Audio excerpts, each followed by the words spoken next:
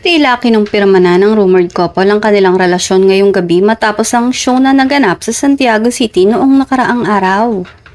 Naglalaban kasi sa social media ang ilang mga picture kuha bago at matapos ang event.